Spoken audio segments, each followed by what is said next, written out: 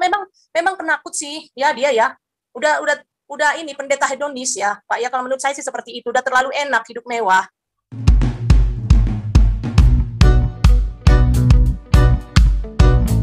Nah, ini Kali Soy dulu ya. Kali Soy silakan. Ya, Pak. Shalom. Shalom. Swastiastu. Ya, oke Horas. Pak Paul. Ya. Ini terkait tema ini ya. Kalau saya sih dengan kedua orang ini, Gilbert dan Komar Gultop, ya dari dulu memang kurang respect sih. Ya pribadi saya, tapi dengan perjalanan waktu saya lihat sih ya semakin ya. Saya lihat sih di Gilbert itu di media buat meminta maaf nih. Saya baca nih meminta maaf karena kasusnya Pak Paul. Intinya meminta maaf mewakili para pendeta. Kalau menurut saya terlalu kebablasan menurut saya kalau dia mewakili pendeta ya. Nah belum tentu itu yang dari Poso buat surat terbuka ke Jokowi itu kan pendeta. Apakah setuju itu pendeta yang membuat surat terbuka itu si Gilbert mewakili dia? Belum tentu ya. Apalagi di Zoom ini orang-orang Poso juga kan udah sering ya berbicara tentang keadaan di Poso.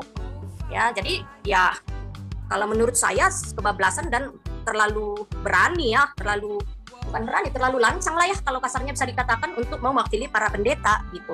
Ya Gilbert ya sudah stigma pendeta kaya sih sudah melekat dalam dirinya ya. Jadi semakin banyak ngomong dia semakin orang nggak respect gitu. Dia tidak sadar itu. Dia nggak sadar. Dia seperti yang dikatakan teman-teman yang lain bahwa zona nyaman sebenarnya. Jadi terlalu berani dia mewakili seluruh pendeta untuk meminta maaf kepada umat seberang. Katanya sudah terkoyak-koyak perasaannya. Nah sekarang dia mikir nggak orang sudah terpenggal kepalanya di Poso sana? Ya kan? Ada nggak komentarnya tentang itu? Berani nggak dia menuntut orang sana untuk mewakili, untuk minta maaf dengan rakyat Poso? Kan tidak. Untuk itu dia nggak melakukan apa-apa. Tapi kalau urusan ke sana, maka memang penakut sih ya dia ya. Udah ini pendeta hedonis ya, Pak ya. Kalau menurut saya sih seperti itu. Udah terlalu enak hidup mewah gitu. Jadi ya nggak pantas lah dia mewakili para pendeta gitu. Jadi kalau dia kan tipe pendeta yang menduitkan ini ya, hidup mewah dari Injil lah bisa dikatakan. Maaf aja, hidup mewah dari Injil menurut saya. Jadi saran saya kepada Gilbert sebenarnya kalau tidak mau dengan stigma pendeta mewah yang sudah disematkan dalam dirinya, dia harus berani lepaskan harta. Berani nggak dia lepaskan harta kekayaannya? Berperan dia teladanilah pendeta Daniel Alexander. Berani nggak dia melakukan hal seperti itu? Lepaskan semua kekayaan, baru kita percaya. Kalau dia ngomong ini itu tapi hidup mewah terus, ya kita juga nggak percaya. Makanya orang-orang sekarang udah pada sadar lah gitu loh Pak. Orang-orang kayak gitu udah nggak nggak respect orang sama orang pendeta-pendeta seperti itu. Saya nggak respect dengan yang seperti itu Pak. Dia terlalu zona nyaman dan zona aman.